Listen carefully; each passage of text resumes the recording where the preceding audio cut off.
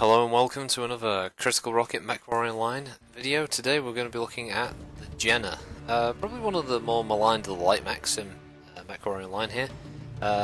Mainly because it doesn't feature any ECM capabilities, so a lot of light players will kind of turn their nose up on it if it doesn't have any kind of ECM. But they're really doing themselves a disservice here because the Jenna, this is the D variant I believe, unless I make another mistake. Like the spider video, but this is the tabletop version, 4 medium lasers and SRM4. Again, big XL engine, filled up with some heat sinks and extra armour, but yeah, it's not really doing anything particularly different from that other than a little more survivability and better speed, which is key for the Jenna because, as I said, lacking the ECM, like the Locust or the Firestarter, it's definitely a light mech that needs to be manoeuvrable on the field. And this mech is probably one of my favourites to run out of all the lights. As much as I like the Locust and the Commando, the Jenna is obviously 35 ton, it's got a bit more armour. It just seems to flow a bit better in combat. Maybe it's the positioning of the weapons because they're all kind of head height, so where your pointer is exactly where you're going to fire. There's none of this higher up, lower down shit. You're not sort of left or right, you're dead centre of your cockpit. Obviously, the Jenna does suffer from the fact that for a light, it's a large profile. Firing at it from behind is very easy because it has a wide, flat surface for its back, which makes lining up shots with ballistics quite easy. And even side on, its head does stick out quite a bit, and it allows players to get some good shots on it. However, the Jenna is less likely to be legged, I think mainly because it's easier to hit the body on the Jenna. Most pilots tend not to try and blow the legs off, they just go for the CT, because the hitboxes are actually pretty good on the Jenna. But, yeah, it's jump jet capable, incredibly fast if you've got the right XL engine, and you can run up to about 150.2 kph with speed tweak, which you just fly around that map. Its only drawback, at least the model I'm running at the moment, is the medium lasers and the SRM on a map that, like Alpine Peaks, which is admittedly quite large. But this will be probably my best ever match in a light. Probably at this point for XP, this is probably my best ever match, period. Just for end results in C-bills and experience. Going up against this Victor here, which normally you wouldn't do, but with the amount of damage you can pump out, I mean, what, 4 medium lasers is 20 damage if all 4 stay for the entire duration of the beams, and then you've got the SRM4, which is, what, another 8 damage. You're doing about 28 damage overall, which is very powerful with a good rate of fire on both weapons as well. And yeah, it's 2-on-1, but the Victor, excuse me, the Victor didn't even stand a chance there. And it's got that advantage that because of the speed, much like the Spider, you can run from hotspot to hotspot without having to worry about being caught out of position. Doing it quite fast and being able to react on the fly. Its downside, as I said, is it's quite wide. It's a larger target, it has a more solid body to aim for. But its advantages are definitely its weapon mounting positions, and yeah, it's got a decent weapon selection. The only thing any of the Jennas misses any kind of ballistic slot. But you can build these to run streaks if you want to have something that's specifically designed for hunting down other lights. Put a Beagle probe in there and your streak SRMs will break through that ECM no problem. I've seen a few people try and run LRM variants as like a harasser, you know, like an LRM5 with some ammunition. But really, I think it works best in its SRM strike capability, because it's so, you can be so accurate with it, and you can really wind them up. As I dodged that shot from him by just hopping a little bit with jump jets. As you can see, at the moment I'm still undamaged, despite getting into several near misses. I take some leg damage at that point. So that's the first few minutes I haven't taken any damage, and we're 2 or 3 up. I'm narrating these after the fact, and I do these in Windows Movie Maker, so the preview window is very low res, and it's hard to read some of the text, so if I'm making mistakes, it's because of that, I'm sorry. Target acquired.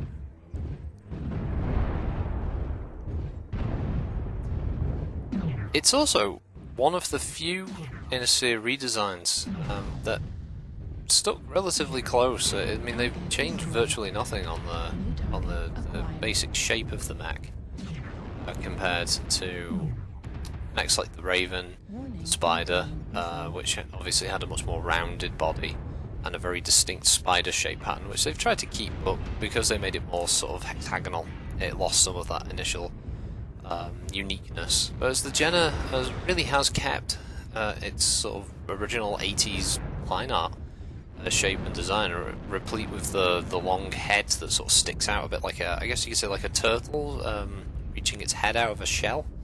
I don't know, there's probably a better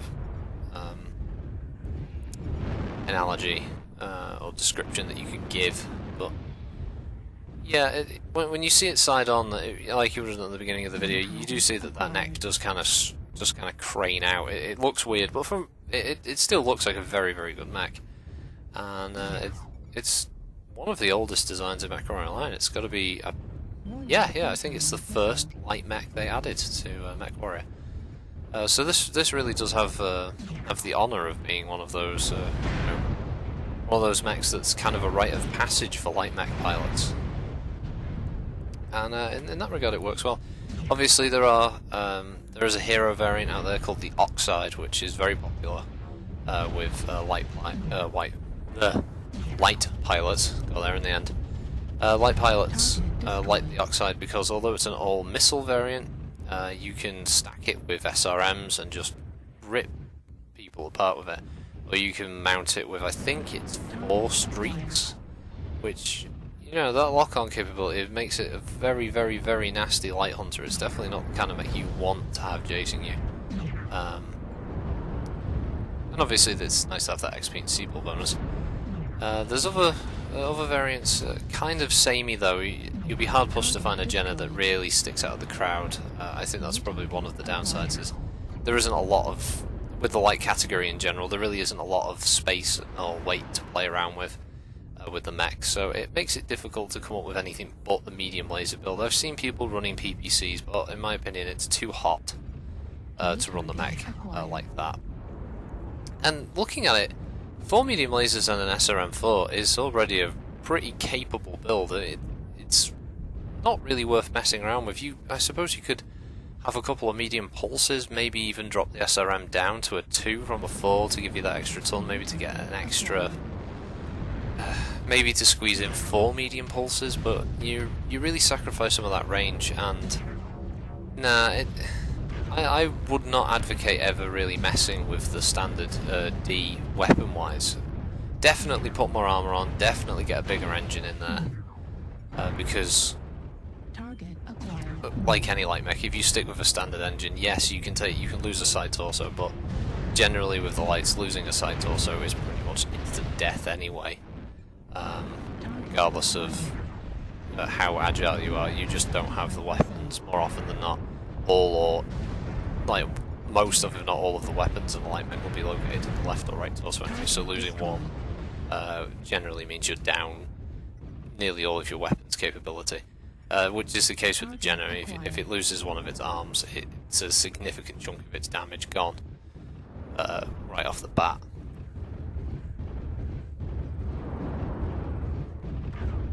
So you may as well run an XL engine, because once you've lost the side torso, you're pretty much dead in the water anyway. Because all damage will transfer to your CT, and once you start taking CT damage, you start opening up critical hits to your engine, which slows you down, and if that doesn't insta-kill you anyway, it's just a slow death where you're just a detriment to the team. If you go down first, at least it means you can jump into another match quicker. But that's not the case with this one, no. I was flying, I don't know what I was on for this match. I was flying through, I was taking limbs, I was getting saviour kills left, right and centre. I rarely missed, and apart from a couple of gaffes on mine, like running into that Atlas earlier, this was a pretty good match, and I think it can highlight just how good Jenna can be out there for anyone who's a little negative of this thing, although I don't say there are a lot of people, but there are some. But I think the stats here will speak for themselves when I switch over to the next screen. But yeah, while you have a look at that, thanks for watching, and keep an eye out for my next video. There you go.